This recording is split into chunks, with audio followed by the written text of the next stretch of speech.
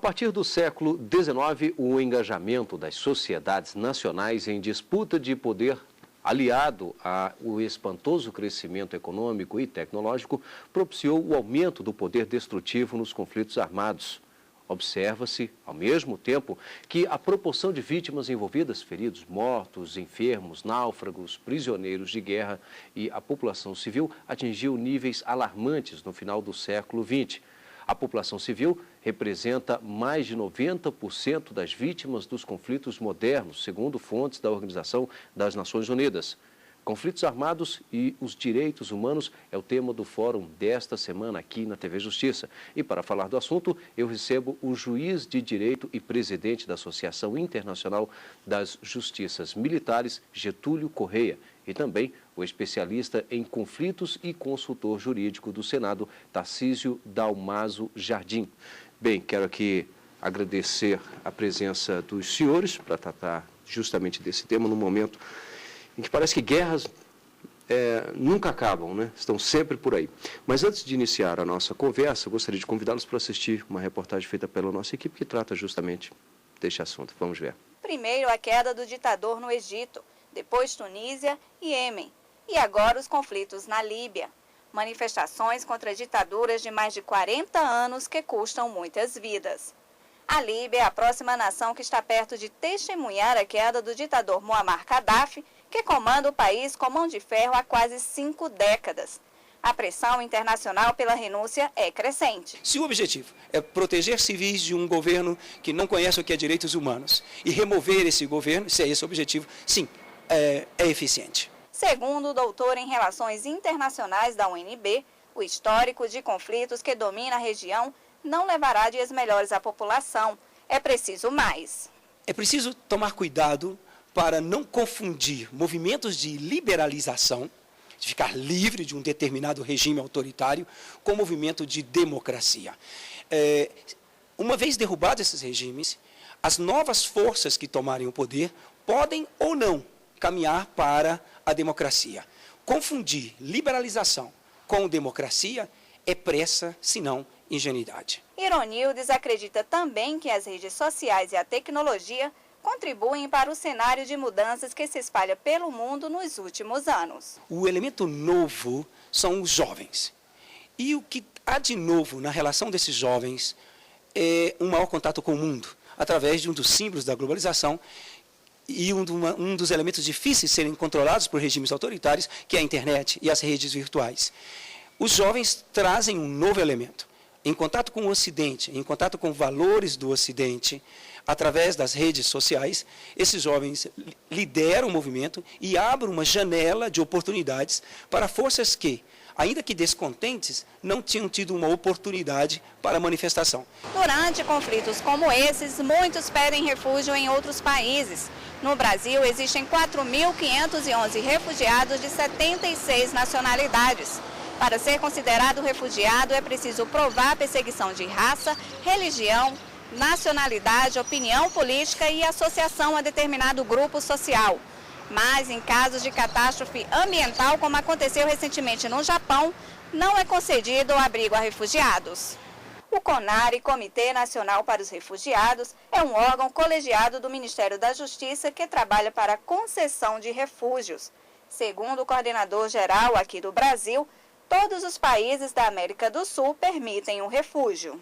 A legislação brasileira sobre refúgio é considerada uma das leis mais modernas e humanitárias do planeta em matéria do reconhecimento da condição de refugiado, porque ela contempla as condições clássicas de inclusão do refúgio, vale dizer, é refugiado aquele indivíduo que possui um fundado temor de perseguição, de nacionalidade, credo, opinião política, grupo social ou raça. Serão refugiados reconhecidos aqueles estrangeiros que chegam ao país advindos de um Estado que experimenta uma situação de grave e generalizada violação de direitos humanos.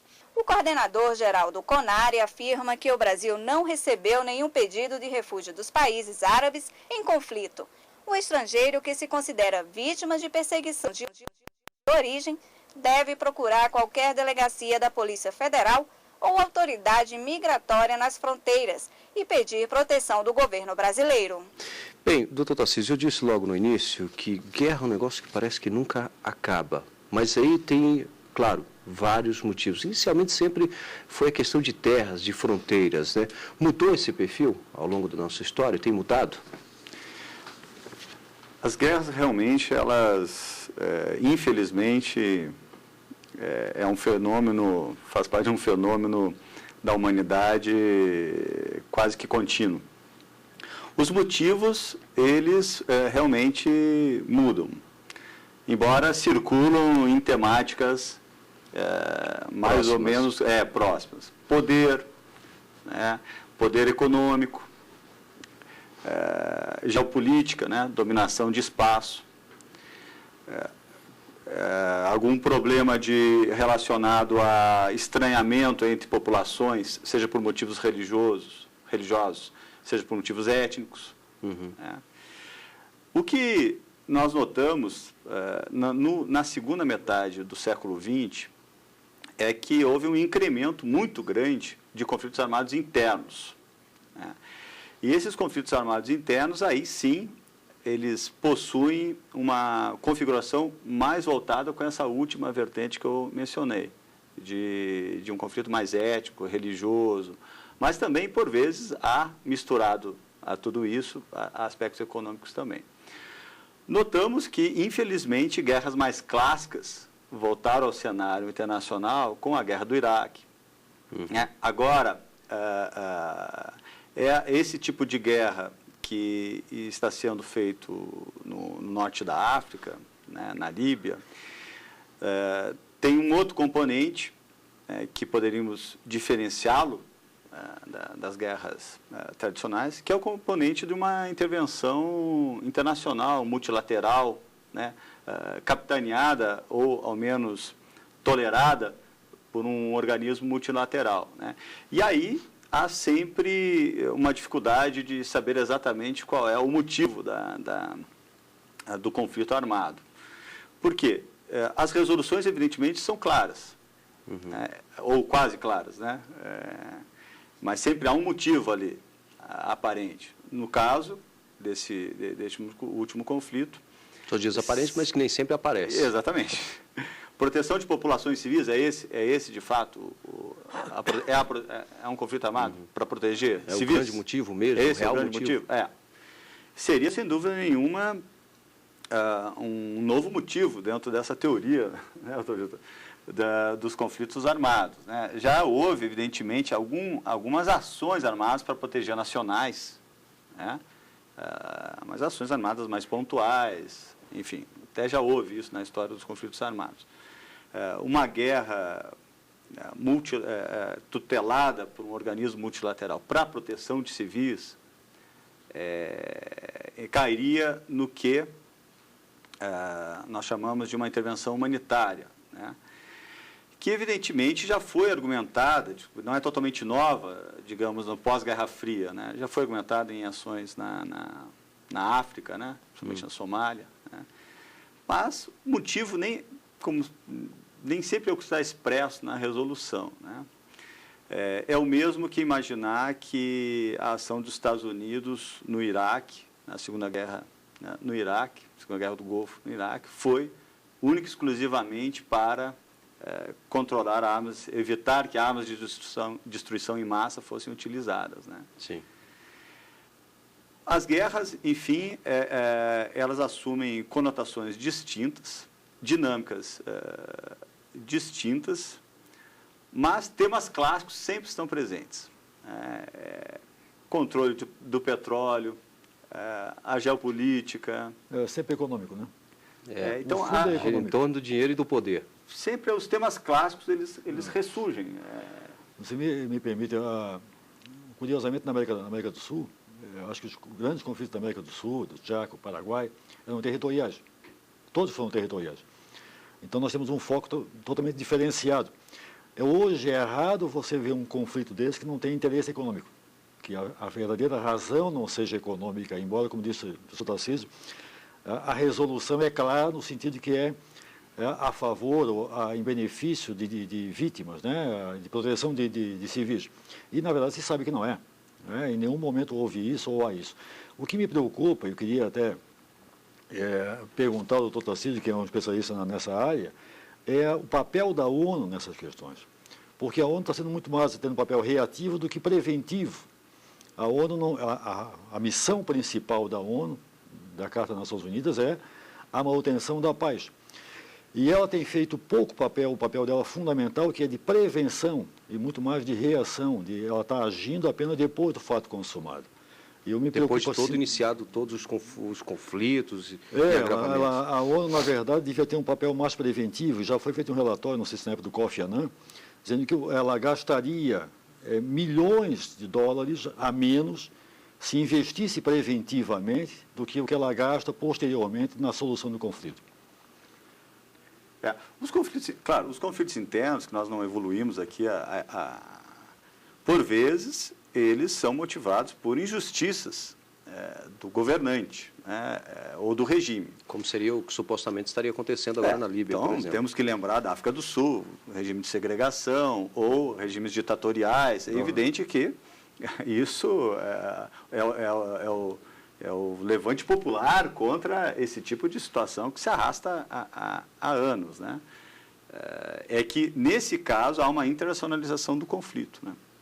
Quanto à ONU, sem dúvida nenhuma, eu acho que... Bom, primeiro, é bom que haja uma intervenção multilateral na gerência da paz. Né? É um modelo distinto do que aconteceu na Guerra do Iraque, né? Segunda Guerra do Iraque, em que o presidente dos Estados Unidos, em determinado momento, disse: ou eu resolvo por Nova York ou eu resolvo por Washington. Então, significava dizer, o multilateralismo é só para justificar o que eu quero. Se eles não concederem o que eu desejo, eu resolvo pelas minhas próprias forças. Né? Então, é bom que isso seja um debate multilateral. Agora, uma das acusações realmente é que muitas vezes a ação é tardia. Né? Há uma acusação, por exemplo, no caso de Ruanda, né, que as Nações Unidas agiram tardiamente. Há também uma perspectiva de que a prevenção da guerra ela não passa necessariamente por mecanismos militares, né, inclusive de força, mas está relacionado com o desenvolvimento, né, com a proteção dos direitos humanos, liberdades civis, enfim, ela perpassa uma série de outros temas que a sociedade internacional, por vezes, de maneira mais ligada à realpolitik, ao pragmatismo, deixa de lado. Né, e espera, só depois de eclodir realmente um fato social muito grave, é que ela reage. Né? E no mundo árabe, agora, sinais claros dessas revoltas populares já estavam sendo dados há 2, 3 anos, né? Só para ir numa história recente. Né? Lembre-se do movimento que aconteceu no Egito, das redes sociais, apoiando greves de trabalhadores. Isso remonta a 2, 3 anos. Né? Então, esses sinais de descontentamento, eles estavam sendo dados, só que eram abafados, né? Não gerou interesse internacional. Então, realmente, o sistema ONU precisa repensar suas estratégias. Né? O doutor Getúlio fez a pergunta, eu gostaria até de devolver a pergunta para ele. Doutor Getúlio, e o senhor, como é que o senhor vê, então, essa participação da ONU? Tal como o senhor fez a pergunta, ela é tardia ou deveria ser mais ativa na prevenção mesmo? Às vezes a história, a criação das Nações Unidas, isso criou uma expectativa para as nações de que efetivamente haveria um organismo internacional que congregasse todos os países, que tivesse poder. Mas a grande falta que a ONU se ressente é que ela não tem estrutura militar. A ONU depende das forças aliadas, componentes, para agir em qualquer intervenção. Então, nunca foi o artigo das Nações Unidas que prever um Estado-Maior conjunto dos permanentes. Isso não Estados Unidos, por exemplo, não admite subordinação. Então, nós vamos bater sempre em encontrar um obstáculo maior, que é as forças poderosas, os países mais poderosos continuam a comandar a ONU. Aí está o Conselho de Segurança da ONU, aí está o Tribunal Penal Internacional, que os Estados Unidos não só não assinou, como contestou várias vezes, inclusive, dizendo que, a ponto de, ou criava uma resolução que excluía os militares americanos, ou eles não iam atender.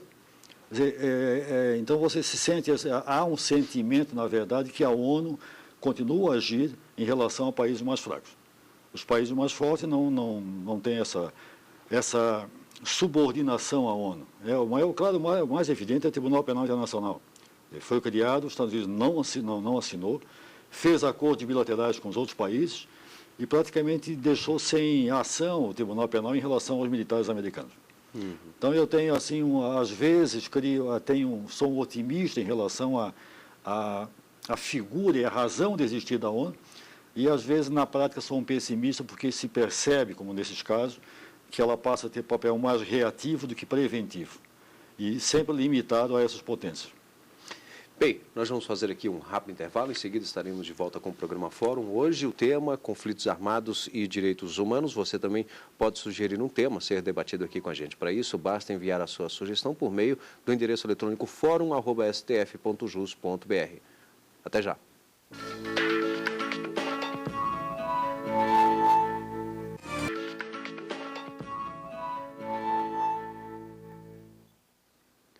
Estamos de volta com o programa Fórum, tema de hoje, conflitos armados e direitos humanos. Doutor Tarcísio, eu queria que o senhor explicasse para a gente o refugiado. Bom, nós tivemos aí dados que praticamente 90% dos atingidos é a população civil, quando, na verdade, não deveria ser. O que ocorre nisso? Houve uma transformação do conflito em termos antigos para o moderno, em que, seja pelas guerras totais ou pelo uso de armas de destruição em massa ou estratégias da guerra moderna, os civis, de fato, são os mais atingidos. E uma das reações é fugir, né, por temor. Essa palavra temor está na raiz do Instituto do Refugiado. E quando decorre de guerras de grande repercussão, essas levas são grandes igualmente, né? O que cria um problema para os países vizinhos ou que circundam a região do conflito, né? O gerenciamento, ele tem sido feito pelas Nações Unidas, né, o Alto Comissariado das Nações Unidas para Refugiados. Temos uma convenção desde 51 que ela é a mais aceita. Protocolos adicionais, legislações modernas como a do Brasil, por exemplo, não é uma tônica, né, no sentido de aceitar refugiados simplesmente porque eles saem de ambientes de violação generalizada de direitos humanos. Os países, em geral, não aceitam, eles testam caso a caso para ver se o refugiado é aceito ou não. Agora, existem regras básicas de tratamento dessas populações, como elas não podem ser devolvidas para uma situação onde elas são ameaçadas. Esse é um dos princípios mais caros do direito dos refugiados, né? Chamado de non-refoulement em francês, né? Que você não devolve a pessoa para o local onde ela sofre ameaça. Essa repatriação tem que ser voluntária, gerenciada, muitas vezes intermediada, né? Então, agora, sem dúvida nenhuma, é um dos fenômenos mais tristes, né? E mais complexos, né? Mais complexos. Porque você depende do outro país também. Você não pode impor ao país vizinho a obrigatoriedade de receber 50, 100 mil refugiados. Como a Itália, quando você agora está recebendo. Mas há um aspecto interessante nessa questão do civil, vítima, é porque hoje o civil, às vezes, também está ocorrendo uma terceirização da guerra. Hoje nós temos mais civis envolvidos, às vezes, nos conflitos do que militares. As forças atuantes no país, às vezes, trazem uma leva de civis, sejam como agentes, como questão de segurança, de logística, enfim, de várias atividades, e no fim passamos a ter civis envolvidos nos conflitos, às vezes até como combatente. Então, às vezes, quando se fala em vítima civil, há que se ver também, verificar também, que muitos desses civis estão envolvidos, de fato real, como combatentes, não somente como civis vítimas eventuais de conflitos. Essa questão do civil envolvido em conflito, se não me engano, na guerra do Iraque chegou um momento em que os Estados Unidos tinham mais civis contratados, de empresas contratadas no Iraque, do que militares atuando. Aí tem duas diferenças, né? No caso, na segunda hipótese está mais para mercenário. Um lado é mercenário. E a primeira hipótese está mais relacionada ao levante popular mesmo, né?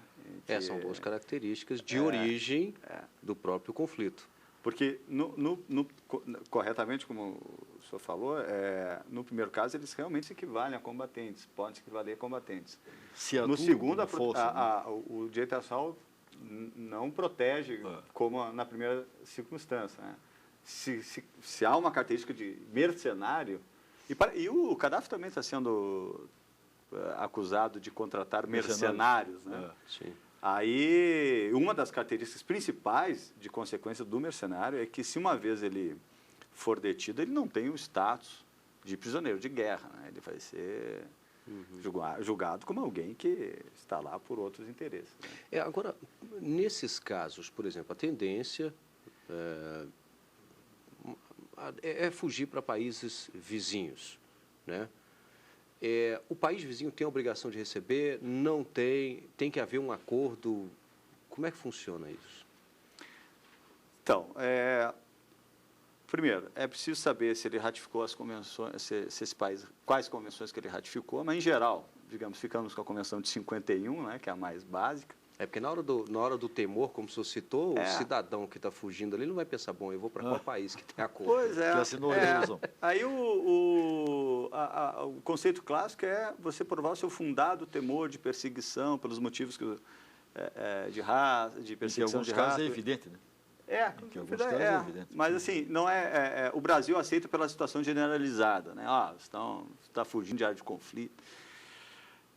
Nisso, bom, essa é uma primeira questão. Aí o Estado tem que dar toda uma proteção a esse refugiado, individualmente pensado, né? No caso de levas, a proteção ela tem que ser gerenciada de outra maneira, né? Porque o país não tem estrutura para aceitar levas e levas de refugiados. Por isso que existem os famosos campos de refugiados, né, para buscar uma alternativa para aquelas pessoas. E evitar que essas pessoas se espalhem, adentrem ao país. De qualquer forma, há um organismo das Nações Unidas que cuida dessa questão para angariar fundos e auxiliar a manutenção desses campos, quando são Mas por longo período, né? Até que haja uma negociação com algum país que possa receber, porque... E a negociação, às vezes, é longa realmente, é custosa. Há campos de refugiados que até hoje ainda existe campo de refugiados, embora pequenos, né? Porque a negociação com os países, mesmo que os países tenham assinado, ratificado a convenção, o acordo, é evidente que é um interesse próprio em fazer uma avaliação mais concreta de cada caso. Uma coisa é você receber um refugiado, a outra é você receber 50 mil refugiados, o que, inclusive, abala a questão econômica também. E a Comissão Clássica parece que pensa nessa primeira hipótese, de um refugiado. O Brasil recebeu vários aqui, em algumas situações mais básicas, 10, 20 refugiados, não há problema nenhum. Uhum. E aí, nesses casos, o país que os recepciona, eles passam a ser, então, responsáveis por aquela... Aí eles têm que garantir a proteção ali? Por exemplo, vamos colocar uma seguinte hipótese. Um conflito em um determinado país e há os refugiados, eles vão para a fronteira, ficam ali no determinada faixa do país. Então, são recebidos. E aí quem vai tomar conta? O Estado que está recebendo, ou aí é o papel da ONU ir lá e dar a proteção? Então, há uma conjunção. Tanto o Estado tem os seus deveres, como eu disse, dos deveres básicos é não expulsar essa gente para o local de onde ela fugiu. Né? Então, não pode simplesmente recusar, fazer uma trincheira na fronteira e disparar contra pessoas que estão fugindo. Então, há algumas obrigações de não fazer, digamos assim, né? As Mas obrigações... aí você está colocando na hipótese de ter assinado o acordo. Mas aí também podemos falar até do costume internacional, né? Do costume de direito internacional. Então, são princípios que realmente perpassam até o direito positivo. De outro lado, conceder o status de refugiado, com todos os direitos que aí advém, que vai já com o seu estabelecimento até o direito de trabalhar e tal. Bom, aí já é toda uma negociação, quando é em grande número, né? É toda negociação que, sem dúvida nenhuma, haverá uma necessidade de intermediação internacional e, às vezes, até alguma negociação para uma segunda acolhida, digamos assim, né, desses refugiados. Porque você sabe, refugiado, se você foge para um país, você é refugiado lá. Né? Se você vai para outro, vão lhe perguntar de onde você veio e as características do temor, elas não estão presentes, né? Então, para ele sair dessa condição de refugiado e ser aceito como refugiado, é preciso sair já sob essa negociação, né?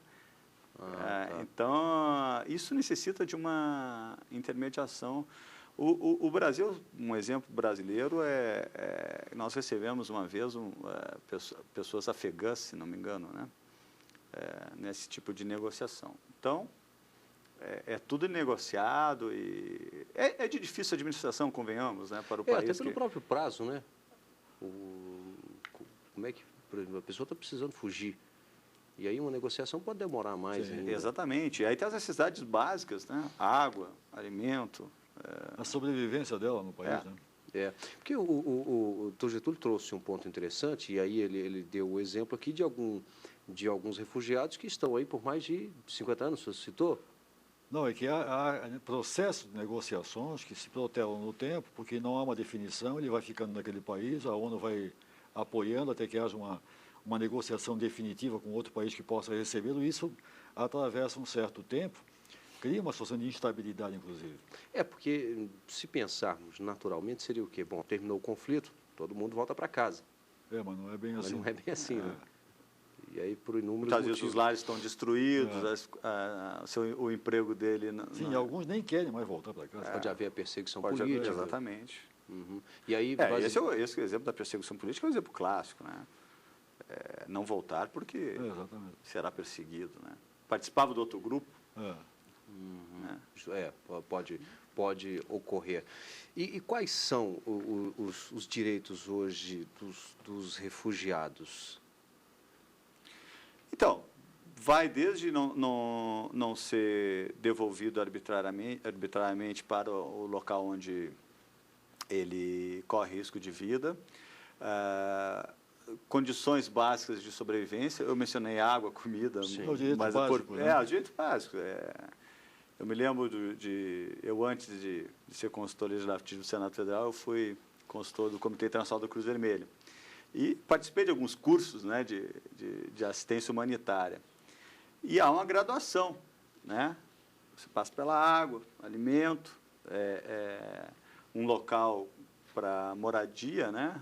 Barraca, não sei, enfim, vestuário, a depender da circunstância. E aí por outras necessidades mais sofisticadas, mas até chegar nelas, até chegarmos no tratamento psicológico, por exemplo. E depois, um segundo passo seria a reinserção. Uma reinserção.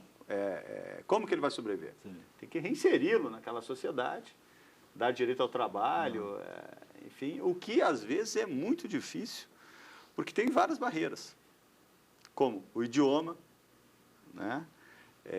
Como a aptidão profissional, às vezes tem baixa aptidão.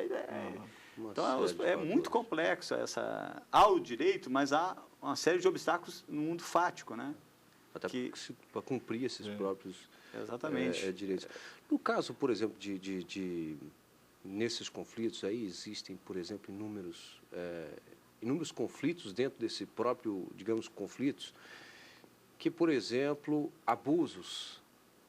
Né?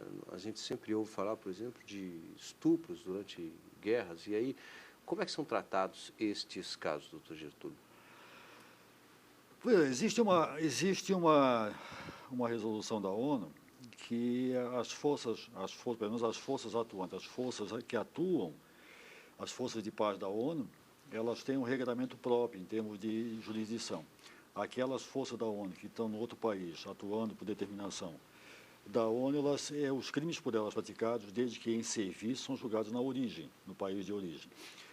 Agora, há casos que aqueles crimes praticados que violam normas locais, leis penais locais, e que não são em serviço, são julgadas, em princípio, no próprio país. Mas é uma questão bastante complexa, isso na prática. Teoricamente, ela é simples. Para ver se o país que está com a sua força lá vai aceitar que o país que recebe a força de paz julgue e vai julgar adequadamente. E aí tem uma questão também de penalização, se no país de origem da força a pena prevista, não existe pena capital, e no país, quando ele está atuando, existe a pena capital, se é possível a aplicação dessa pena ou não. É montado um tribunal por parte da ONU? Não, o que existe é isso. As forças de paz da ONU, quando as forças de paz da ONU são julgadas sempre pelo país de origem. Isso é uma condição sine qua non para a ONU, inclusive... Se os autores são... No caso, se pertencem às forças de paz. Se os autores pertencem à força de paz, são julgados no país de origem. Agora, evidentemente, isso não impede que um membro da força de paz, quando está fora de serviço, cometa um crime, viole uma lei local, será julgado, em princípio, pelo próprio país onde ele está atuando. Uhum. Agora, sobre crimes de guerra de índole sexual, nós temos que saudar, digamos, a formulação do Estatuto de Roma do Tribunal Penal Internacional, que foi, essa formulação foi oriunda de movimentos de mulheres, né? Que fundado em vários... Não há guerra sem violação às mulheres, praticamente, acho que podemos afirmar isso, né? E violações graves. Né? Seja as chamadas casas de conforto japonesas, né? Prostituições forçadas, gravidez forçada. Por exemplo, na ex-Yugoslávia havia esse tipo de estratégia, né? Em que você sabe que uma muçulmana grávida ela é abandonada pela família. Então, se usava como estratégia de guerra engravidar como forma de desagregação da família muçulmana. Então, esses crimes da prostituição forçada, gravidez forçada, agressão sexual, foram definidos no Estatuto de Roma do Tribunal Penal Internacional.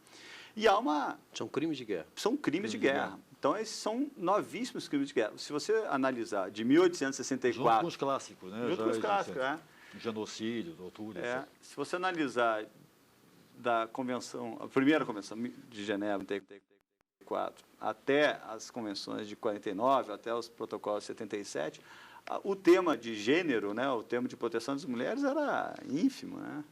Inexistente, não era um crime de guerra a preocupar. E o Estatuto de Roma, não, ele de fato... E, claro, temos que citar a jurisprudência dos tribunais ad hoc também da ex-Yugoslávia e de Ruanda, que associaram esses crimes a outras violações. Por exemplo, de Ruanda, houve uma associação ao crime de genocídio, por exemplo, né?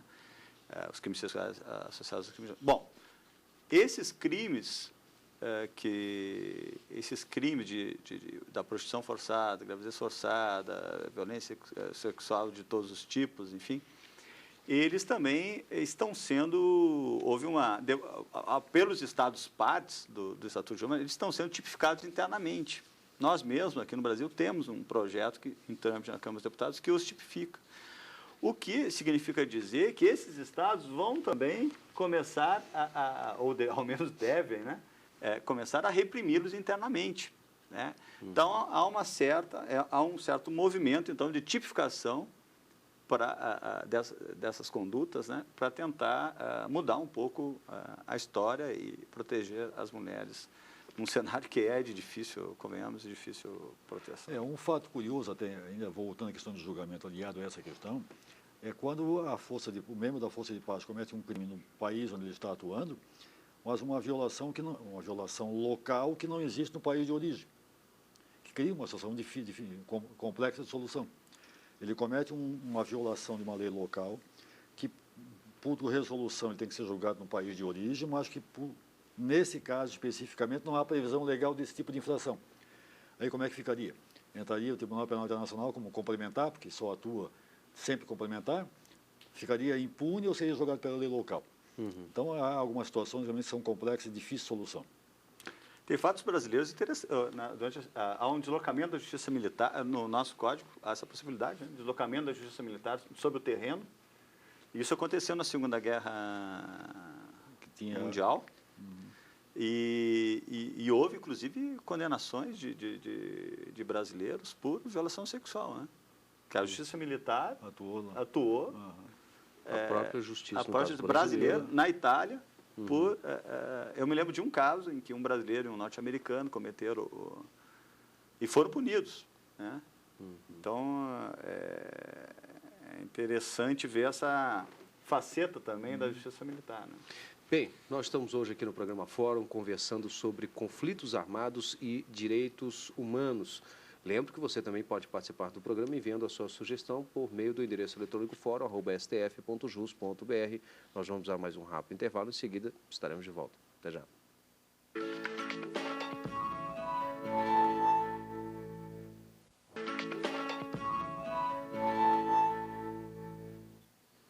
Estamos de volta com o programa Fórum, hoje falando sobre conflitos armados e direitos humanos. Tudo assim, nós falávamos no final do bloco anterior justamente sobre esses crimes, como, por exemplo, abuso sexual durante a guerra. E, digamos assim, de forma geral, existem regras mesmo dentro de uma guerra. Existe, por exemplo, uma preocupação por parte, não sei se seria, por exemplo, da ONU, direitos humanos, enfim, com relação, em especial, a crianças, ou idosos, ou mulheres? Bom, mulheres, então, nós comentamos há pouco, principalmente a proteção da mulher a respeito da violação sexual, né? Acho que essa seria o principal tópico, digamos assim, da proteção das mulheres. Existem outros, né? Mas esse seria o principal tópico. E o principal tópico em matéria da criança é a criança soldado, no meu ponto de vista. A relação entre guerra isso tem convenções, há relatórios, há todo um cenário de proteger a criança. Inicialmente, há uma previsão de que não se admite alistamento de menores de 15 anos. Nova convenção passou para 18, ainda não está amplamente ratificado, mas, enfim, valeria aqui para nós, né? Então, há, digamos, uma tentativa de evitar que menores de 18 anos, uma tentativa a longo prazo, né? Menores de 18 anos participem de conflitos armados, em termos de alistamento, sobretudo alistamento forçado, tal qual nós presenciamos muitas vezes, não somente por exércitos regulares, mas também por irregulares, né? Em que há uma... Inclusive, os dois temas que nós estamos falando, eles se misturam, né? Porque esses recrutamentos feitos principalmente por grupos armados, organizados, não estatais, eles são recrutamentos de crianças que muitas vezes de 10, 11, 12 anos, né?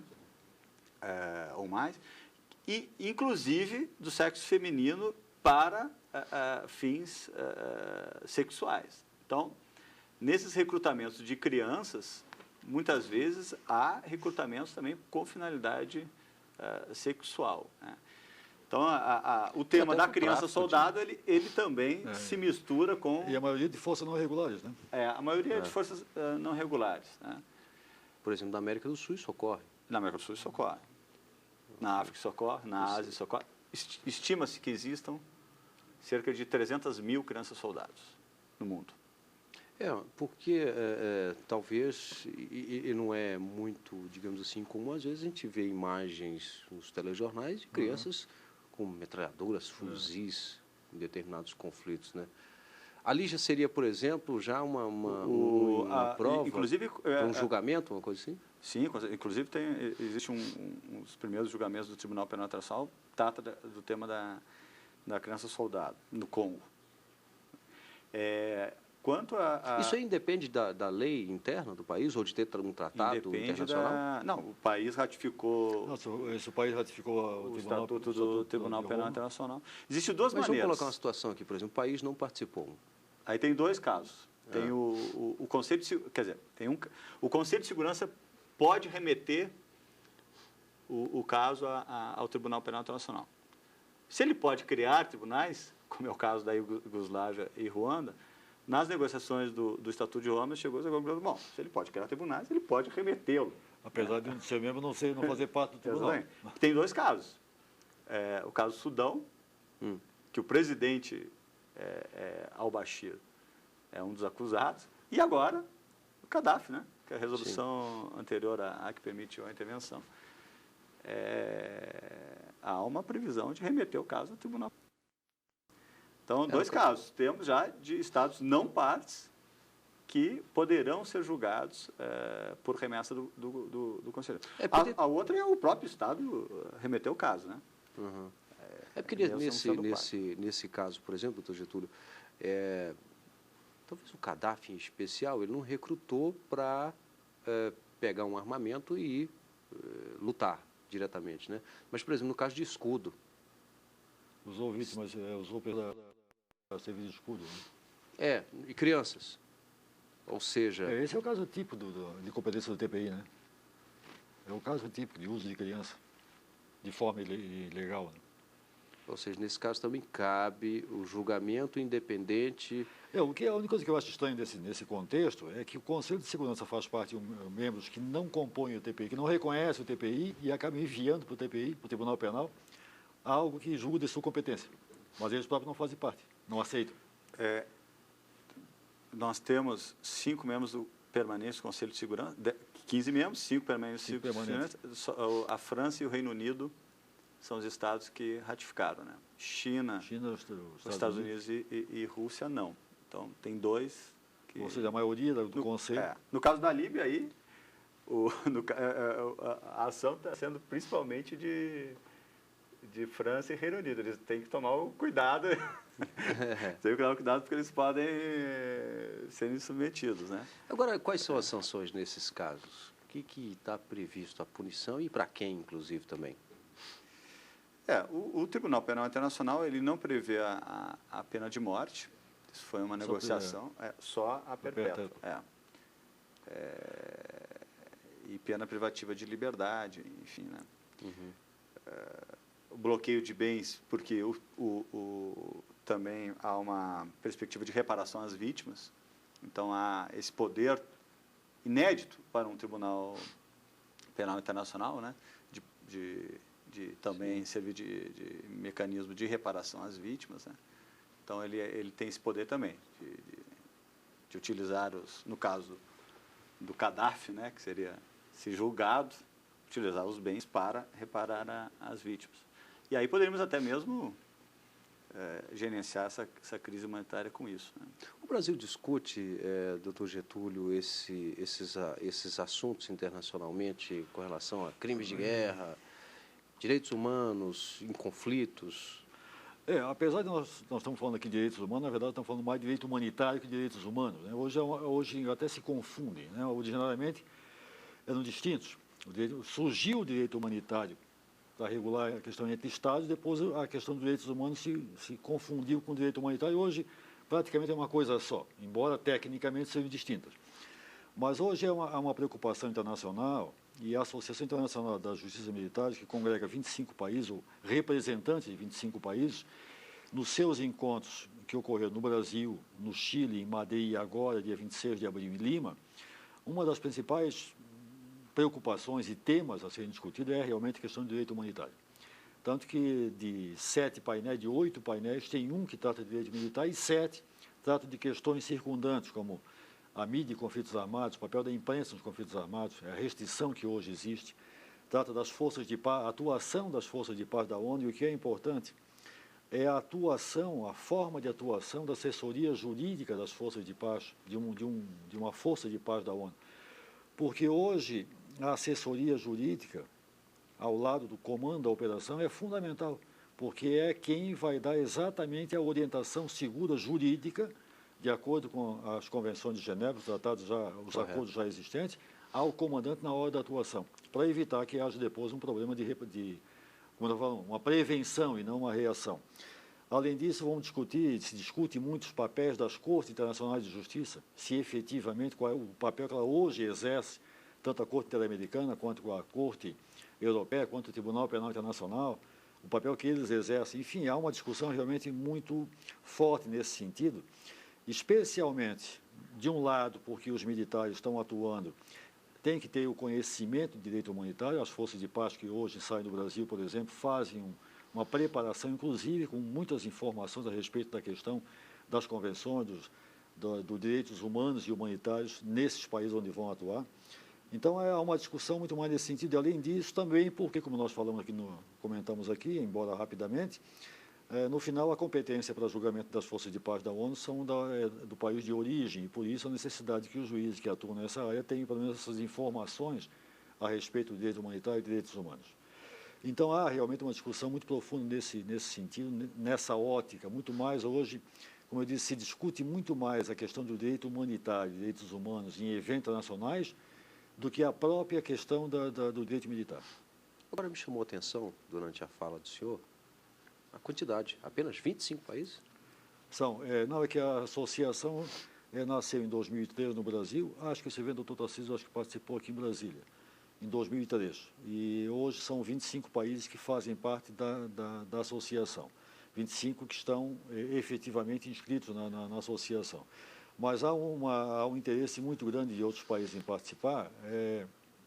Hoje participam desses países, dessa associação, países da América Latina, Europa, inclusive um pedaço da Ásia ainda, mas a intenção é a ampliação do número de países participantes dessa associação. Uhum. Então, uma participação, é uma associação, ela congrega 25 países. Representante de 25 países, operadores que atuam nessa área. Tá. De operadores que atuam nessa área do direito militar. E aí o que é discutido ali serve como referência para... Como referência a todos, né? Porque, na verdade, a questão do direito militar hoje internacional, há fora alguns países, poucos, que não há justiça militar. Na América Latina, nesse caso, a Argentina foi a última que houve a extinção, e até por uma razão histórica muito peculiar dele, muito própria.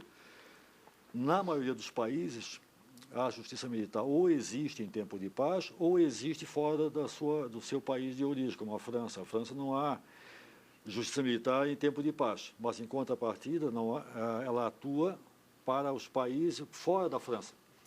Mesmo em tempo de paz, fora da França, as forças francesas, por exemplo, são julgadas pela justiça militar. Nesse caso, eles estão atuando agora na Líbia, as forças francesas.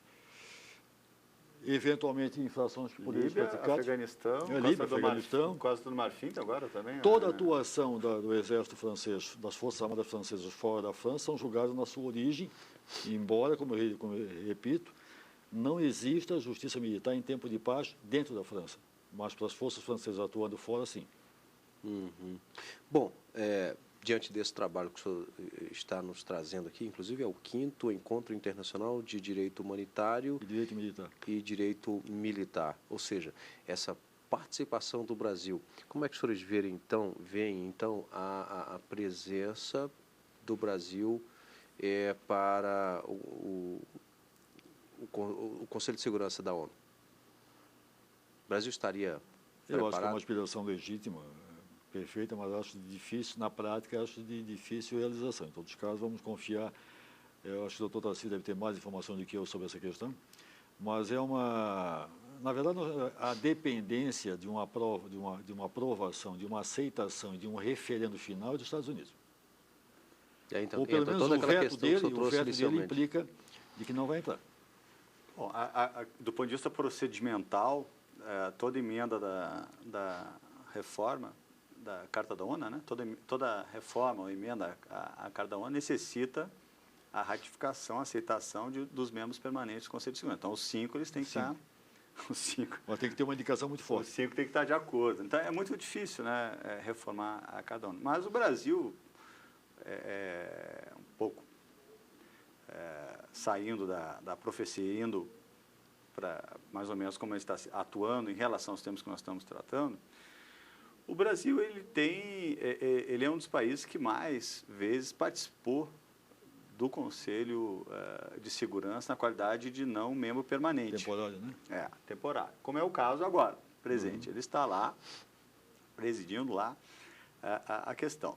Agora, e tem uma posição, ele tem uma posição um pouco distinta, não vê com simpatia, por exemplo, intervenções humanitárias, não vê com simpatia a crítica que o doutor Getúlio fez de imunidades a soldados de estados não parte do Estatuto do Tribunal Penal Internacional, que vão à missão de paz. Por exemplo, ele votou contra a resolução que remeteu o caso do Sudão ao Tribunal Penal Internacional, não porque ele é contra a hipótese do Estado Nacional, ao contrário, nós somos um Estado atuante, com juiz, inclusive nos quadros do Tribunal Penal Internacional. Mas por causa de considerar um certo presente de grego, né, de não poder julgar os membros não partes do tribunal. Agora, no caso da Líbia, ele votou favorável à resolução que remeteria. Por quê? Que seria um conjunto de medidas mais razoável para solucionar o conflito. E votou contra a resolução 1730, né, que votou contra não, se absteve na 1730, porque acreditou que não era essa a via. Então, ao menos está marcando o terreno nesse espaço e tentando, né, eu acho que uma das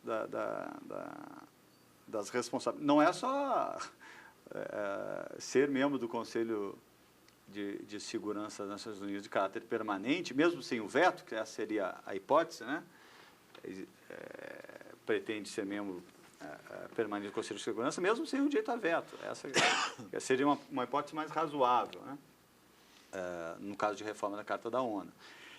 Exige uma inserção do Brasil mais forte, né? Mais forte no cenário internacional. E eu acho que o Brasil está nesse caminho. Está nesse caminho. É o caso do Haiti, tem se manifestado nos grandes temas da região do Oriente Médio. Enfim, ele está nesse caminho. Não, então, isso ele tem que fazer. Hoje ele teria legitimidade, né? Tem uma Inclusive, se discute entre nós, teóricos, digamos, das relações internacionais, de que a reforma da Carta da ONU ela é um tema realmente mais ligado à legitimidade do que à eficácia. Então, o que se pretende é dar mais legitimidade. Quanto à eficácia, é um outro tema. Outra discussão. Né? Outra discussão. Mas já é um valor, digamos, do meu ponto de vista, nobre. Né? Tornar uma instituição mais legítima. Pleitear já é algo... né, bastante relevante. Bem, quero aqui mais uma vez agradecer ao Dr. Getúlio Corrêa, juiz de direito e também presidente da Associação Internacional das Justiças Militares, e ao Dr. Tarcísio Dalmaso Jardim, especialista em relações internacionais e também consultor jurídico do Senado. Nosso muito obrigado pelos esclarecimentos aqui no programa Fórum. E o programa fica por aqui. Lembrando que você também pode participar enviando a sua sugestão de tema ser debatido aqui com a gente para o endereço eletrônico fórum@stf.jus.br. Obrigado e até o próximo programa.